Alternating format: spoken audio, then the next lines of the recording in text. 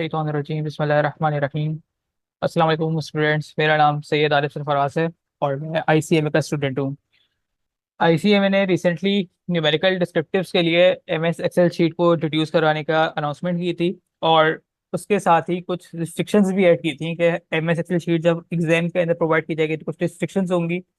तो पहली बात तो ये कि एमएस एक्सेल को किस तरह से हम लोगों को टैकल करना है इस हवाले से, और उन रिस्ट्रिक्शंस को लेकर के किस तरह से काम करना है उस हवाले से, और कुछ शॉर्टकट्स वगैरह और एक्सेल को थोड़ा सा इन्वायरमेंट के हवाले से बताने के लिए मैं कुछ वीडियो से रिकॉर्ड कर रहा हूँ। और हमारे जो यूट्यूब चैनल है school of professional accountants SPA, इसके ऊपर वो सारी वीडियोस अपलोड कर दी जाएंगी इन एक दो दिन के अंदर।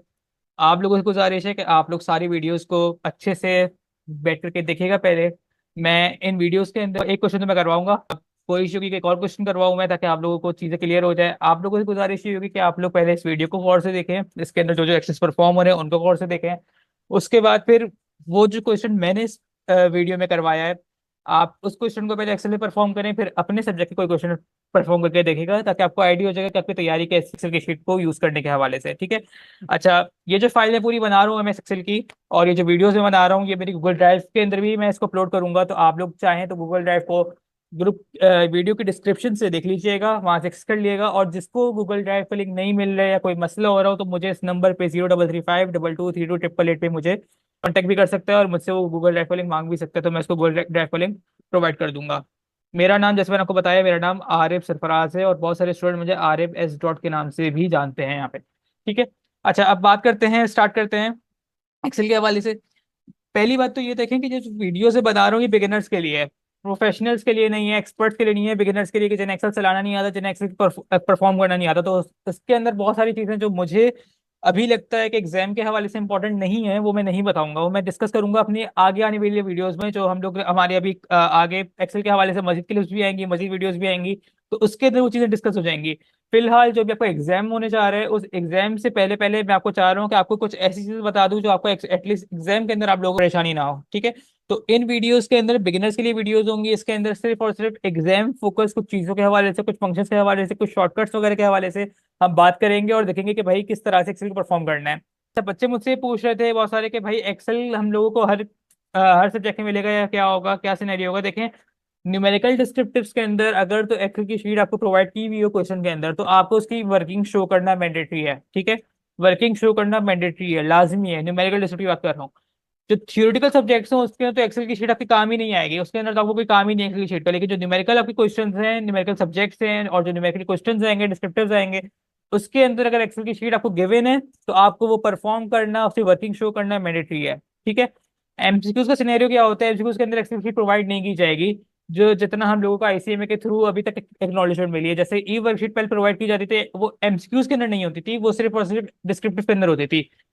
एक्सेल के अंदर भी यही बात एक्नॉलेज की जा रही है कि एमसीक्यूज के अंदर नहीं होगी, सिर्फ और सिर्फ डिस्क्रिप्टिव के अंदर होगी। ठीक है। खैर, अगर तो एमसीक्यूज में आए या डिस्क्रिप्टिव के अंदर आए, एक्सेल की शीट आपको प्रोवाइड की हुई है, न्यूमेरिकल डिस्क्रिप्टिव क्वेश्चन है, आपको वर्किंग शो करना मैंडेटरी है। ठीक है। मतलब एक्सेल की शीट प्रोवाइड है क्वेश्चन के अंदर। ठीक है। और दूसरा ये कि वो न्यूमेरिकल क्वेश्चन है। ठीक है, थियोरेटिकल नहीं है, न्यूमेरिकल क्वेश्चन है, तो आपको वर्किंग शो करना मैंडेटरी है। उसी चीज को बच्चे मुझसे ये बोलते हैं कि भाई हमारा टाइम जाया होगा, किस तरह से करेंगे, क्या करेंगे। तो देखो, मेरी एडवाइस बच्चों को ये होती है कि आप लोगों को फिजिकल रफ शीट प्रोवाइड करता है आईसीएमए। ठीक है। तो पहले तो अपना क्वेश्चन को उस फिजिकल रफ शीट पे करना। फिजिकल रफ शीट पे आप काटम कुटी मचाओ, गंदगी मचाओ, क्वेश्चन को सॉल्व करो अच्छे से, फिर आप उसको कॉपी करना एक्सेल के ऊपर। फायदा ये होगा कि आप लोग क्वेश्चन देख करके घबराओगे नहीं। एक्सेल की शीट में और ई शीट में फर्क क्या है, बच्चे मुझसे ये पूछ रहे थे। देखो, फर्क सिंपल है कि एक्सेल की शीट के अंदर आप फॉर्मूला इनपुट करोगे, कैलकुलेट करके एक्सेल खुद ब खुद आपको आंसर प्रोवाइड कर देगा।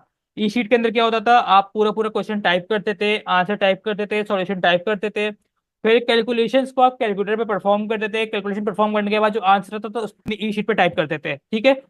एक्सेल के अंदर ऐसा नहीं होगा, एक्सेल के अंदर जहां पे आपको टाइपिंग करने के वहां टाइप करोगे, फिर फॉर्मूला और जितनी भी वैल्यूज होंगी उसको आप एक्सेल पे ही डालोगे, एक्सेल आपको कैलकुलेट करके खुद ब खुद आंसर प्रोवाइड कर देगा। ठीक है। अच्छा, एक और चीज ये है कि आईसीएमए ने इंस्ट्रक्शंस क्या दी हैं भाई। देखो, आईसीएमए ने एक्सेल की शीट को इंट्रोड्यूस तो करवाया है, लेकिन साथ में आईसीएमए ने कुछ रिस्ट्रिक्शंस लगाए हुए हैं आपके ऊपर, जो ये यहाँ पर मेंशन है। ठीक है। अब ये रिस्ट्रिक्शंस क्या हैं, देखो, पहली रिस्ट्रिक्शन की है कि आपने मैनुअली कॉमा सेपरेटर को यूज करना है। मतलब आप अगर कोई वैल्यू लिखोगे, थाउजेंड्स के अंदर वैल्यूज लिख रहे हो, तो उसके अंदर आपको कॉमा सेपरेटर को यूज करना है, कॉमा का यूज करना है। ठीक है, पहली चीज तो हमने ये देख ली।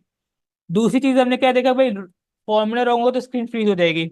अब बच्चे मुझसे ये कह रहे हैं कि यार बहुत बात दफा ऐसा होता है कि कुछ बच्चों का फॉर्मूले का फॉर्मेट डिफरेंट होता है। फॉर एग्जाम्पल, कोई डिवाइड करता है बाद में, कोई मल्टीप्लाई करने के लिए ब्रैकेट यूज करता है, कोई मल्टीप्लाई करने के लिए ब्रैकेट यूज नहीं करता, डायरेक्टली मल्टीप्लिकेशन के फंक्शन प्रोवाइड करता है। तो आईसीएमए ने इस हवाले से कोई फॉर्मूला शीट प्रोवाइड नहीं की है। हम लोग कि भाई बच्चे वही फॉर्मूला शीट डट के चले जाएं, आईसीएमए ने अभी तक कोई ऐसी फॉर्मूला शीट प्रोवाइड नहीं की, अभी तक की बात कर रहा हूँ मैं। ठीक है, बाद में कुछ मॉक की वीडियो आए इनकी, बाद में कुछ इनका एक्सेल के हवाले से परफॉर्म करने की वीडियो है, तो वो अलग बात है। लेकिन अभी तक ऐसा कुछ भी नहीं आया। तो जो रफ आइडिया है वो यही है कि भाई अगर आप रॉन्ग फॉर्मूला यूज करोगे किसी भी हवाले से, आपकी स्क्रीन फ्रीज हो जाएगी। और स्क्रीन उस वक्त तक फ्रीज रहेगी जब तक आप फॉर्मूले को हटाओगे नहीं, फॉर्मूले को करेक्ट नहीं करोगे, फॉर्मूले को आप ठीक नहीं करोगे। तो इसके लिए एक और सॉल्यूशन ये है कि आप फॉर्मूले की जगह आप उसकी वैल्यूज को डायरेक्ट इनपुट करना यूज करो। ठीक है, किस तरह से होगा ये भी आपको मैं नीचे बताऊंगा। ठीक है, तो ये दो चीज हमने देख ली। तीसरी चीज क्या है कि भाई यूजिंग माउस और सेलेक्टिंग डेटा। इसका सिंपल सा मतलब जो हमें समझ में आ रहा है वो ये कि कीबोर्ड शॉर्टकट्स आप यूज नहीं कर सकते, क्योंकि इसके अंदर उन्होंने लिख दिया कि आपको माउस यूज करना पड़ेगा, कीबोर्ड यूज नहीं करना पड़ेगा।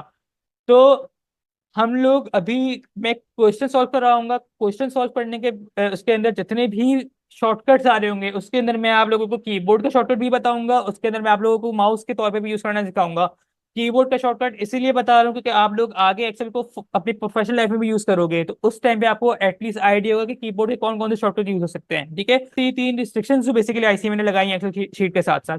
तो आपको मैंने अभी बता दिया, कोई रिवीजन बता दूं, एक्सेल की शीट को यूज करना मैंडेटरी है न्यूमेरिकल क्वेश्चंस के अंदर, अगर तो एक्सेल की शीट गिवन है आपको, पहली बार। दूसरी बार, एक्सेल की शीट के अंदर आपको मैनुअली कॉमा सेपरेटर यूज करना पड़ेगा थाउजेंड्स एंड थाउजेंड्स की वैल्यूज के लिए। ठीक है, आप रॉन्ग फॉर्मूला डालोगे अगर स्क्रीन फ्रीज हो जाएगी, तो उसके लिए हम लोग ये काम देखेंगे कि भाई हम डायरेक्ट डाटा को पंच करेंगे, डायरेक्ट डाटा को इनपुट करेंगे, ताकि आपका फॉर्मूले का चक्कर ही खत्म हो जाए। तीसरी चीज हम ये देखेंगे कि भाई आप कीबोर्ड यूज नहीं कर सकते, तो आपको माउस से आपको नेविगेशन करना सिखाएंगे। सही है। और अगेन ये वीडियो आपको मैं यूट्यूब चैनल पे मिल जाएगी, और अगर आपको कोई क्यूरी वगैरह हो इस हवाले से तो आप मुझसे कांटेक्ट कर लेना।